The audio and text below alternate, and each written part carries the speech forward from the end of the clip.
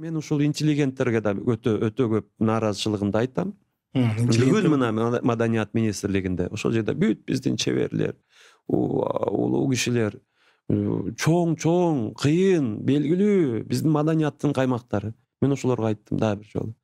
Сиздер ушул бир Facebook'та бирөө бир жазып койсо эле ошондон эле коркуп эле, ошондон эле жыгылып эле, ошондон эле актанып эле, ал ошону истина кылып саласыңар. Кичине айткылачы, кичине бир маданият деген ошол элитардык, аристократиялык бизде деле болсунчу. Бизде деле бир система, бир ак сөөктөр сүйлөчүнчү биздин мамлекетте. Калгандарыбыз ошолорду көрүп, ошолорго бир мындай бир түздөнөлүчү.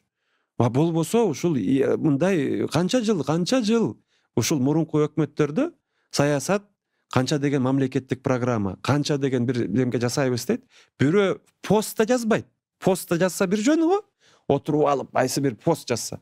Комментарий берип койсо, ошол замат премьер-министр, президент, комментарий жазып коюп, кой токтото тургула, мораторий кыла тургула, кой аларга мындай салыгын азайткыла, тийбегиле деп ушундай өнүкпөй жүрдүк да.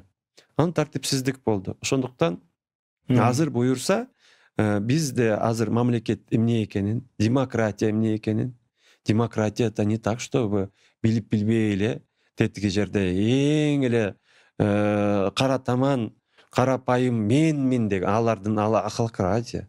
Демократия бул мен мына демократия үчүн күрөшүп келген, ошол шайлоолордун тазалыгы үчүн күрөшкөн, ошого жеңишке жетишкен адам катары айта алам. Биз шайлашыбыз керек.